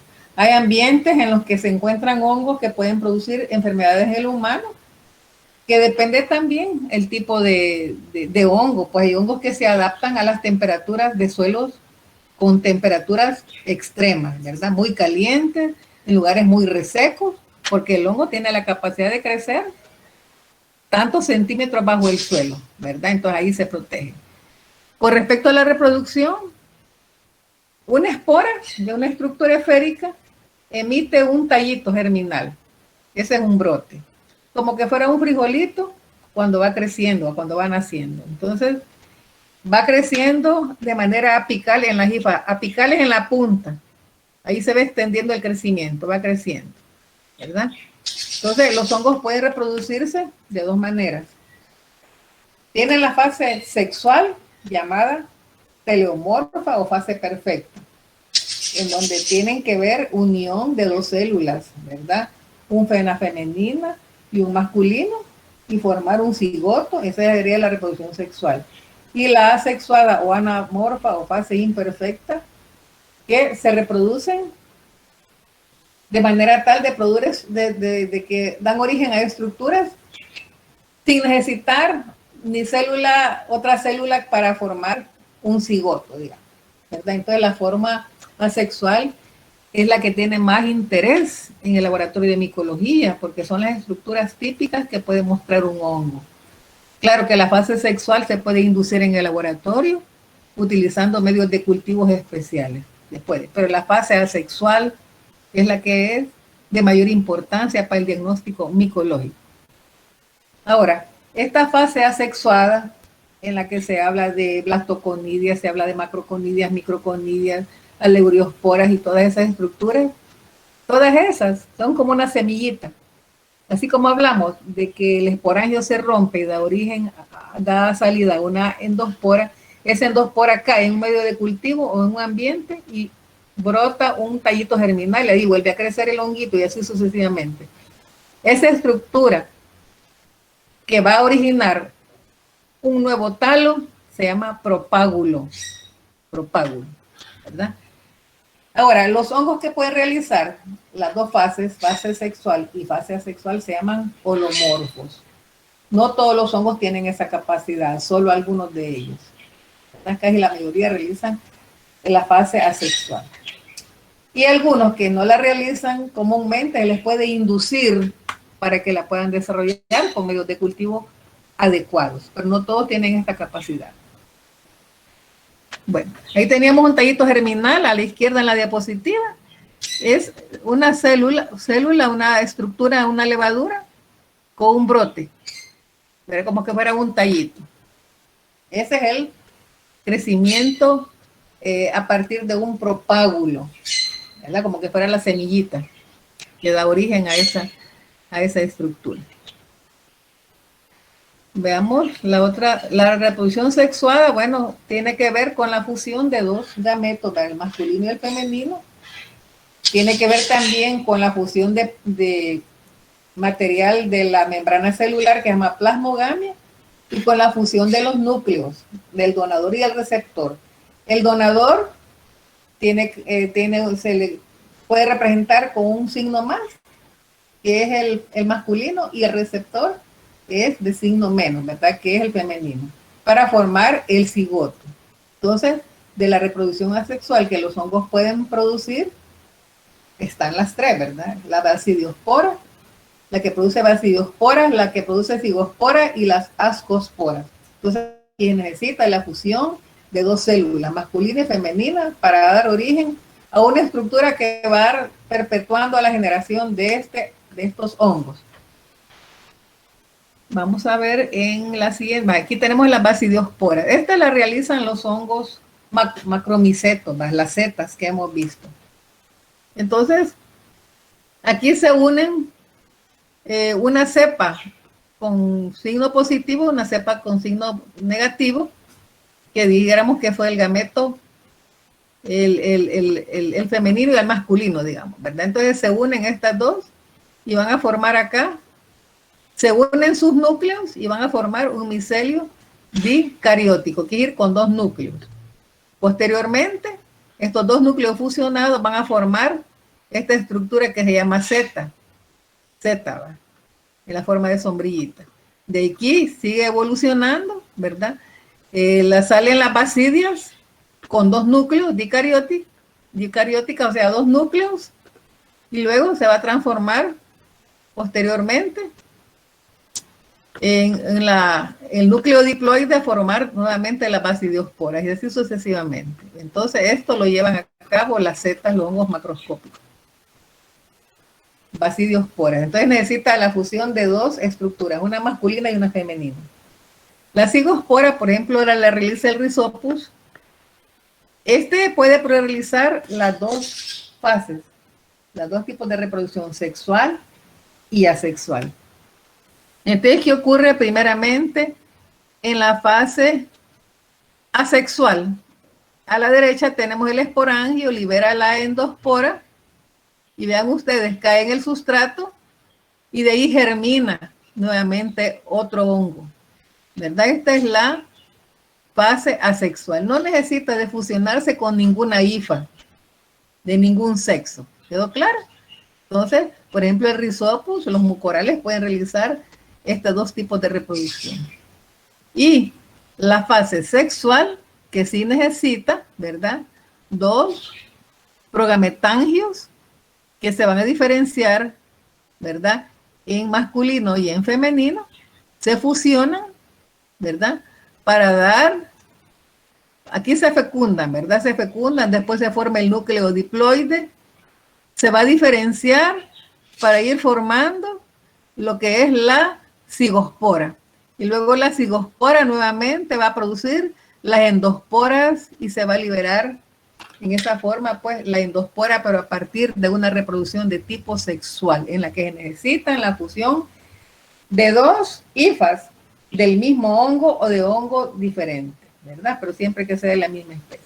Entonces, se necesita la fusión de dos estructuras, y aquí tenemos a la derecha una cigospora coloreada, que va a contener siempre, pues, las estructuras de reproducción. Y las ascosporas también, ¿verdad? Que se necesita que aquí se tiene una hifa que se va a unir, ¿verdad? Una hifa femenina con una masculina, ¿verdad? Se va a formar la estructura y luego se van a ir formando posteriormente lo que son las unidades de reproducción sexual. Bueno, lo que más interesa son las estructuras de reproducción asexual, que son las que se caracterizan en el laboratorio con más frecuencia. Y es necesario que se conozcan,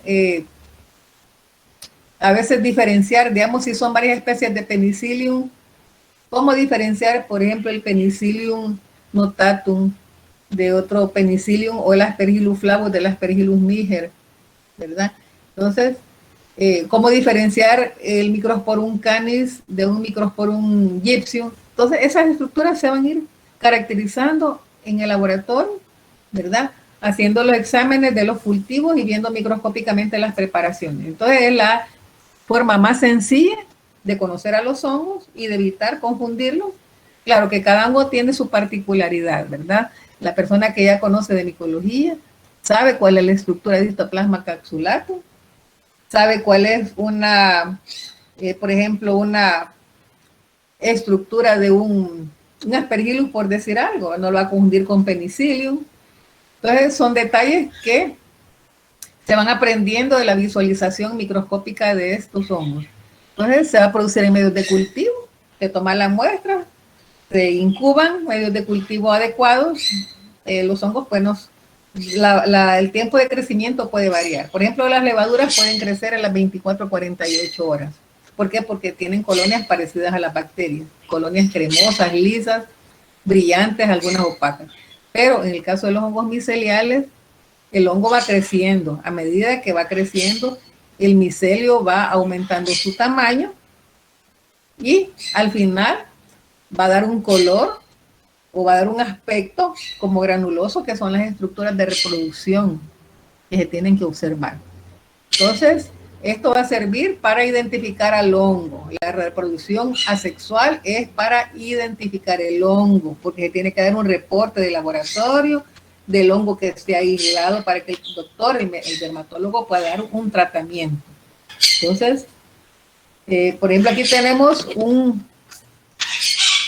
Penicillium, ¿verdad? Penicillium viene del griego, que quiere decir pequeño pincel, ¿verdad? Entonces, vean ustedes las estructuras que se tienen que ir conociendo. Por ejemplo, a la izquierda, ¿verdad? El esporangio, las endosporas o esporangiosporas. El micelio abajo serían rizoides, ¿verdad? Acordémonos que sirve para la absorción. En el centro vemos un esporangio diferente, ¿verdad? Ya tiene una columela prolongada, o grande. Tiene un esporangióforo que lo sostiene, es como el tallito. Entonces es diferente el que estamos viendo a la izquierda. Y a la derecha también tenemos los conidios, que son las pequeñitas, que estas cuando se desprenden van a dar origen nuevamente a una hifa. Y la estructura que sostiene a los conidios, esta pequeña como botellita, se llama fiálide. Y a la fiálide la sostiene un conidióforo. Entonces, todos esos detalles se tienen que ir analizando para poder identificar el hongo al final. Bueno, hay células especializadas o células conidiógenas, que es donde va a ir saliendo la conidia. Algunas tienen forma como de jarroncito, ¿verdad? Las conidias, por ejemplo, pueden estar libres, como a la izquierda, reproducción asexual externa porque no están encerradas en ninguna estructura, y a la derecha tenemos que están adentro de una bolsita que se llama esporangios. Estas se llaman esporangiosporas porque están adentro de esta bolsita que ya se rompió y liberó cada una de esas estructuras que van a dar originalmente una hifa. Entonces, el conidióforo en ambos casos es el que sostiene a las estructuras de reproducción asexual. ¿Verdad? Cuando el hongo ya tiene estas estructuras al final del conidióforo, se considera que es un hongo maduro. Para caracterizar un hongo hay que tener sus estructuras de reproducción completas. ¿Cómo va usted a poder diferenciar un conidióforo de un hongo si no tiene las estructuras de reproducción asexual, que es lo que interesa? Bueno. Tenemos otras estructuras, macroconidios, microconidios, ¿verdad? Por ejemplo, microconidios son los más grandes, los que están en la parte inferior, algunos que tienen forma alargada, otros que son esféricos con pared gruesa, con espículas. Arriba tenemos microconidios que tienen forma de pera o forma de lágrima. Y arriba a la izquierda tenemos microconidios que son pequeñitos, que están agrupados como en una cabezuela o un conidióforo largo. Entonces, estas estructuras son típicas de cada hongo, ¿verdad? Entonces pueden ir diferenciando, conociendo el nombre de cada una de ellas y la forma para poder identificar el hongo. Además de las hifas, ¿verdad? Que son delgadas. Otras estructuras serían, por ejemplo, este es un examen de una muestra de orina, en donde a la izquierda se pueden ver, además de las células epiteliales, se pueden ver las largas, muy bien, las largas pseudohifas de la cándida, ¿verdad? A la derecha también tenemos un esquema en donde están las levaduras, están las hifas conceptos y las hifas sin tabique, ¿verdad? Entonces, las levaduras a la izquierda pues son células esféricas, las que están con una célula hija se llaman blastoconidios.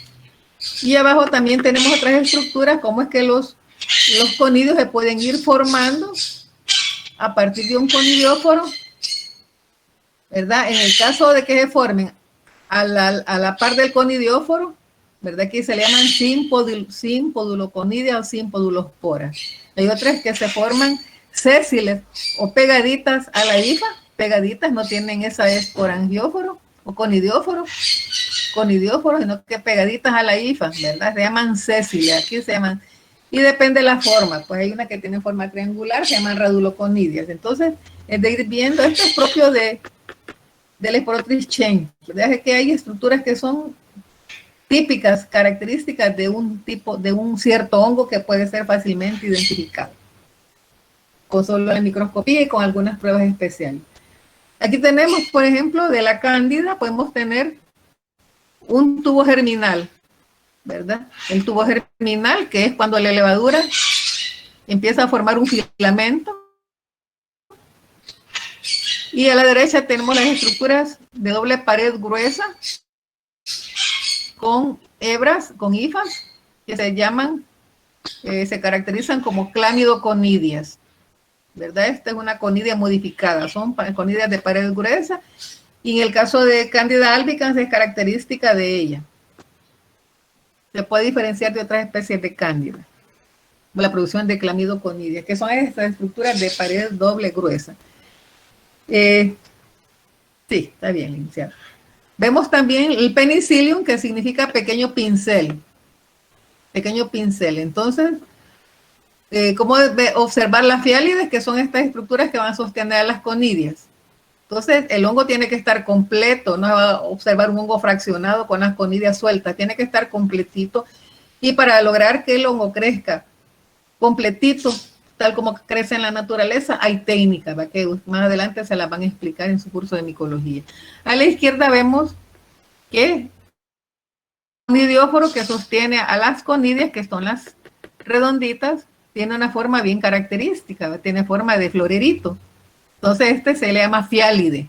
Entonces, cuando se observan los hongos, se ven estas estructuras con el cual el micólogo se puede ubicar qué tipo de género y de especie se trata, ¿verdad? Para hacer el reporte. Tenemos otra forma de de fragmentarse la hifa. O sea que las hifas cuando se fragmentan, estas serían estructuras de reproducción. Allá ya no serían, aquí ya no serían endosporas, aquí sería fragmento de hifa. Cada pedacito de hifa que se fragmenta puede servir para diseminarse en el ambiente o para crecer en el medio de cultivo. Entonces, esta es una artroconidia. Estas conidias rectangulares que se van fragmentando se llaman artroconidias. Ustedes vean, todas las estructuras que los hongos pueden presentar son muy variadas. Entonces, la persona tiene que conocer, ¿verdad?, cada uno de estos detalles. Las fialoconidias, ¿por qué llaman fialoconidias? Porque la estructura que parece botellita, que está al final del conidióforo, ¿verdad?, y una estructura que sostiene toda esta cadena de conidias. ¿Ah? Entonces se llama conidióforo, la estructura que sostiene a la fiálide. Y fialoconidias, las que están sostenidas por la fiálide. Aquí lo tenemos también en el Aspergillus. Es la diferencia del Aspergillus con el Penicillium, que tiene vesícula, tiene este ensanchamiento, que no lo tiene el Penicillium, que parecía pequeño pincel. Bueno, ahora haciendo una síntesis de las micopatías, bueno, tenemos los procesos alergénicos, las toxinas y las micosis. Entonces, este es como para ir cerrando, claro que falta un poquito todavía de la clase, ¿verdad? Entonces, las micopatías son enfermedades producidas por hongos. Por ejemplo, las hipersensibilidades o alergias, ¿verdad?, que pueden producirse en personas que tienen esa condición genética y que se exponen, por ejemplo, a grandes masas de conidios que pueden ser inhalados, va a producir una alergia, ¿verdad? Por ejemplo, personas que trabajan con el heno, que es el material, el pasto seco que le dan las vacas, porque puede producir alergia en algunas personas que están con esa condición. Las toxinas pueden producir micotoxicosis cuando consumen los granos que ya tienen el metabolito o que tienen los precursores de esa toxina a producir, ¿verdad? La micotoxicosis. El misetismo es cuando se consume la seta entera, que puede ser accidental, puede ser equivocadamente, que pensó que era comestible y la ingirió, ya sea por motivos de alimentación o porque quería consumir una seta que lo iba a hacer sentir bien relajado porque estaba en un evento religioso o cultural o cualquier cosa, ¿verdad? Y la micosis propiamente, que son los cuadros clínicos que producen los hongos, ¿verdad?, que parasitan los tejidos en el humano, ¿verdad? Y no solo en humanos, sino que en animales y en plantas. Bueno, vamos a ver. Yo creo que ya vamos a llegar al mecanismo de infección. Puede ser variado. Contacto directo, ¿verdad? Un pinchazo con una espina de una rosa, inhalación de esporas o de conidias, ingestión, ¿verdad? Si se consume un alimento contaminado con hongos o una seta que es tóxica, inoculación accidental en el laboratorio, procesando los cultivos. Se pinchó accidentalmente con un asa o con un bisturí. Procedimientos como venoclisis, extracción de sangre, ¿verdad? Un procedimiento que puede inocular en la vena o en la piel, ¿verdad?, un hongo. Y la forma endógena, que es cuando los hongos o las bacterias que tenemos como flora comensal empiezan a proliferar. Esto es cuando las defensas inmunológicas están deprimidas. Entonces son mecanismos de infección variados. Vamos a ver la otra. Los factores, bueno, aquí hay variados también. El ambiente, ¿verdad? Ambientes muy contaminados, ¿verdad? Hoy que se habla del coronavirus, pues como las personas hacen limpieza, limpian todo. Tal vez antes no tenían esa costumbre, ¿verdad? El parásito también. Hay hongos que son muy virulentos, ¿verdad? Hay hongos que no se pueden trabajar en el laboratorio porque se destapan Con solo que destape un medio de cultivo ya se contaminó todo el ambiente. Se tienen que trabajar en cámaras especiales, ¿verdad? Con niveles de seguridad. Entonces, de también, ¿verdad? El hospedero, los rangos de edad, si es un niño recién nacido, mujer embarazada, si es un anciano, un adulto mayor, si es una persona con terapia contra el cáncer, si es un niño que tiene anormalidades en la producción de inmunoglobulinas, tantos factores, si es una persona diabética, bueno, el sistema inmunológico también deriva de todo eso, ¿verdad? De las condiciones del hospedero, ¿verdad? Incluso la alimentación, los desvelos, las preocupaciones, todo eso influye en el sistema inmunológico, en la reparación, ¿verdad? Las enfermedades subyacentes, la persona tiene cáncer, tiene hepatitis, tiene VIH, bueno, cualquier enfermedad lo hace más propenso, a que sea más susceptible. Digamos de que las personas que están susceptibles a morir por esta pandemia, por el virus, son aquellas personas, no solo en los extremos de edad, sino que personas incluso jóvenes, pero que eran hipertensos y que eran diabéticos, ¿verdad? Entonces, el sexo, se dice que hay mujeres que son, las mujeres por su condición hormonal, resistentes a algún tipo de micosis. Entonces, cuando vean ustedes las micosis en su curso de micología médica, hay frecuencia, ¿va? Frecuencia mayor en varones que en mujeres, y eso tiene que ver porque hay hormonas que las hacen resistentes a las mujeres, ¿verdad? La edad también, ¿verdad? La ocupación, si la persona trabaja en el campo, realiza trabajos agrícolas, si está en el laboratorio, si es veterinario y se expone, entonces la ocupación tiene mucho que ver también. Los grupos sanguíneos también, se han visto que hay enfermedades que son raras en algunas razas y hay otras que son muy frecuentes en algunas personas de color o en asiáticos, depende de los antígenos de histocompatibilidad también, ¿verdad? Vamos a ver. Y la epidemiología, bueno, los hongos endógenos, la candidiasis. No hay otro hongo que tengamos como flora comensal. La cándida es la que nos puede producir una candidiasis cuando nosotros nos debilitamos o se rompen esas barreras, ¿verdad? Si el niño recién nacido no se le cambió el pañal, entonces el roce de la piel con orín, con el ácido del orín y el roce del pañal va a producir una candidiasis, ¿verdad? A nivel del pañal, candidiasis del pañal. Exógenos, los hongos que se adquieren del ambiente, por inhalación, por traumatismo, ¿verdad? Y los oportunistas también que están entre los endógenos, o puede ser un hongo que es del ambiente, pero que la persona está muy susceptible por su condición fisiológica, y ese hongo que a cualquiera no le puede causar daño, a esta persona sí le causó una micosis, ¿verdad? Bueno, vamos a ver. Vaya, ya casi llegamos a lo último. Las muestras de hongos se pueden tomar, pues, dependiendo de la zona anatómica. Si es a nivel de conducto auditivo,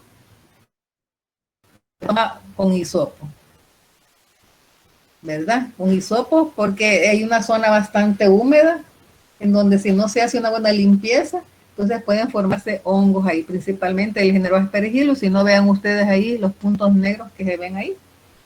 Veamos la otra. Por favor. Vale, entonces, dependiendo de la zona anatómica, sí se va a tomar la muestra. Si es una muestra de secreción ocular, si es una muestra de líquido cefalorraquídeo, si es una muestra, es un examen de esputo, porque se sospecha una micosis pulmonar, si es un raspado de uña, ¿verdad?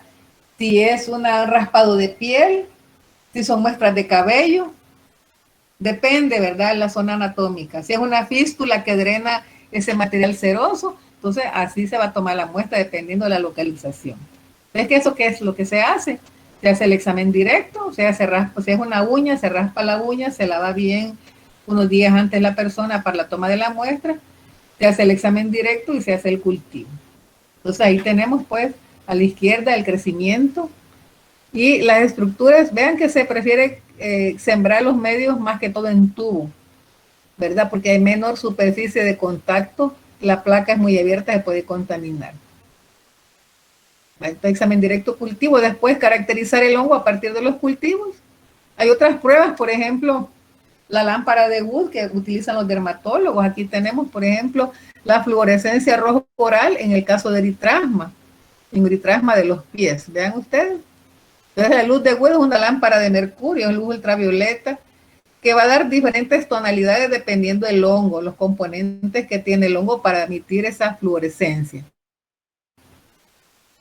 Ahora, cuando se toman muestras en el laboratorio, se tiene que atender lo que les dicen en el laboratorio. Si les dicen va a ser esto y esto, usted tiene que atender, porque si no la muestra puede ser rechazada o no puede ser tomada. Entonces ahí depende, pues, si es a nivel de piel, de cabellos infectados, raspado de uñas, exodos de mucosa, cualquier muestra en donde se considere que está el hongo causando la micosis. Entonces veamos aquí abajo. Esa es otra lámpara de Wood a nivel de un dermatofito, ¿verdad? Vean que da fluorescencia de otro color. Arriba da un color, la fluorescencia color rojo coral. Entonces depende del hongo, se irradia con la luz ultravioleta y va a ver la fluorescencia y se va a hacer el reporte. Bueno. Ahora, enfermedades oportunistas, bueno, ya vimos. Esto es lo último que yo les quiero explicar, ¿verdad? Hemos hablado de micosis a nivel de piel, de uña, de pelo, de micosis de plantas, con toxicosis y todo. Pero fíjense que hay enfermedades que son producidas por hongos oportunistas. El aspergillus, el fusarium y la cándida, que en un paciente normal no pueden producir afección. Pero para que estos hongos puedan producir estas afecciones a nivel del ojo, tiene que haber una razón. Por ejemplo, más que todo, personas que utilizan lentes oculares, ¿verdad? O sea, lentes de contacto, ¿verdad? No es muy común. Entonces, puede afectar no solo el globo ocular, sino que también las partes blandas que lo rodean. Entonces, estos hongos pues son aislados de los depósitos donde colocan lentes de contacto, o si no hacen una buena limpieza también pueden contaminar, porque estos hongos están en el ambiente. Si no se hace una buena limpieza de los depósitos de los lentes de contacto, o no se cambia el agua donde se mantienen los lentes de contacto, entonces estos hongos van a contaminar el lente. ¿Y qué va a producir después? Va a producir una queratitis. Hay personas que han estado al punto de que pudieron haber perdido la vista porque los lentes de contacto no los limpiaban. Se iban a la piscina con los lentes de contacto y eso no se hace, ¿verdad? Entonces se tienen que limpiar y después ponerlo en la solución de mantenimiento para el día siguiente. Vamos a ver la siguiente, por favor. Entonces, estos hongos que se encuentran en el ambiente se pueden comportar como oportunistas en esas personas que ocupan estos artículos. No en todo mundo, que quede claro. Personas que utilizan lentes de contacto. Estos géneros que son inofensivos, que las esporas están en el ambiente y nuestra lisocima del globo ocular la degrada, la inmunoglobulina A que tenemos también en la conjuntiva la degrada, entonces no hay problema. Pero sí hay problema en las personas que utilizan estas lentillas. Vamos a ver la siguiente. Ya casi terminamos. Entonces, puede también darse una infección en personas que padecen de una conjuntivitis, ¿verdad? Infección de las vías lagrimales se puede dar, ¿verdad?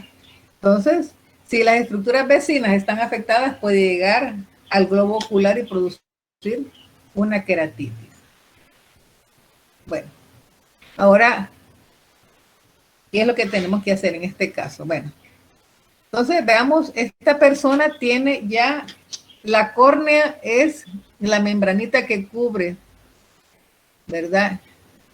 La parte coloreada. Entonces aquí vemos una zona opaca, una mancha, ¿verdad? Opaca. Aquí empieza ya la córnea a ser afectada.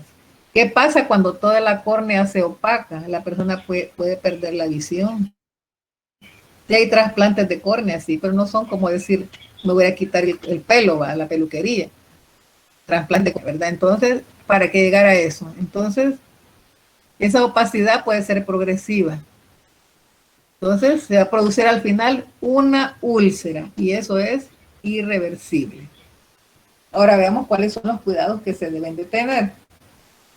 Bueno, hay personas que están sujetas porque no tienen resequedad del ojo, por ejemplo. ¿Va? Puede aumentar con la edad, el uso de los ordenadores, de los celulares, eso reseca la superficie del ojo. Por eso cuando utilizamos mucho la computadora tenemos que utilizar gotitas lubricantes, no quitar el enrojecimiento, eso no, son gotas lubricantes que las puede recetar el oftalmólogo para que no, el ojo no esté reseco, ¿verdad? Vale. Entonces pasemos a la siguiente, por favor. Entonces, la respuesta inmune celular tiene que ver. Por ejemplo, el epitelio corneal nos está oxigenando, ¿verdad? No hay mucha lágrima también. Entonces, acordémonos que las lágrimas son, sirven como para lavar el ojo, ¿verdad?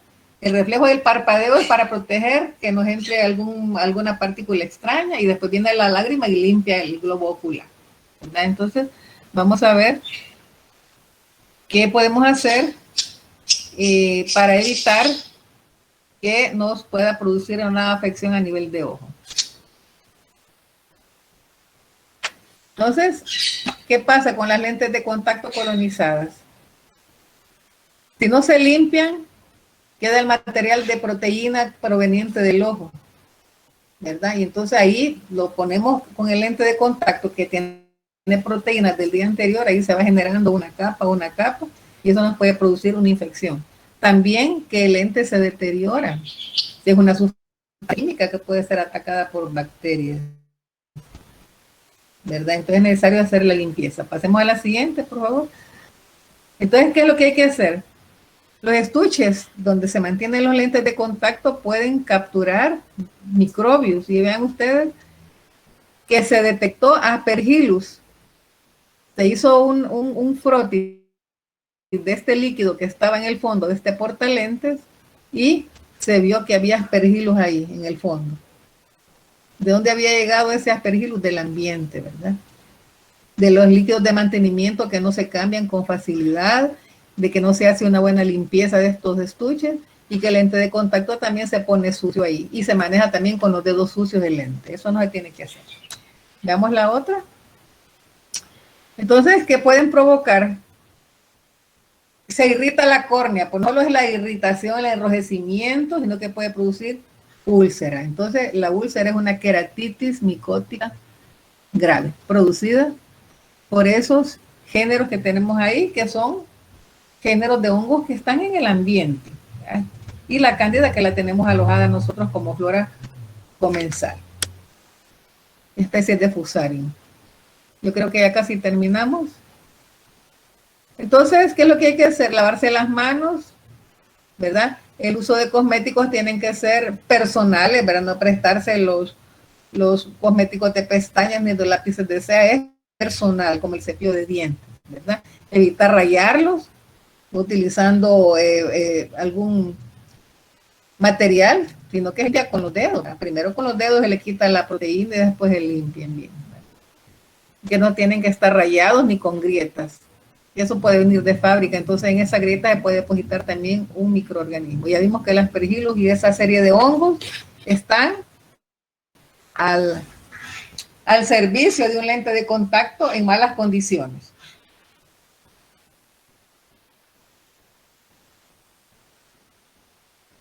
Vamos a ver. Va, entonces yo solo esto les quería decir. No podía yo dejar de hablar de los lentes de contacto, ¿verdad? Si estamos hablando de hongos, ¿verdad?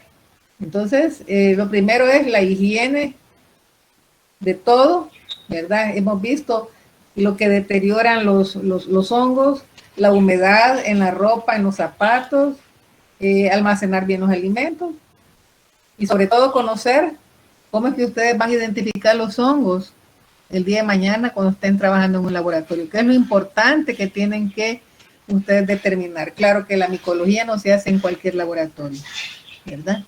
Estos son laboratorios pues que que tienen que contar con personal que conozca de todos estos microorganismos, los medios de cultivo y cómo se deben de identificar, porque el reporte es el que le va a llegar al médico y es un compromiso. Pues. Si está el hongo ahí, reportémoslo. Pero vamos a reportar un contaminante del ambiente solo porque la persona que llegó a tomarse la muestra no hizo un proceso de limpieza, por ejemplo. Entonces eso es lo que ustedes van. Y hay que tener cuidado de diferenciar lo que es un contaminante de lo que es un hongo verdadero. ¿Verdad? ¿Y en qué condiciones puede estar este contaminante? Produciendo una infección o nada más cayó ahí, pues, del ambiente. Bueno, jóvenes, nos quedamos hasta aquí. Todavía tenemos pendientes 2 clases.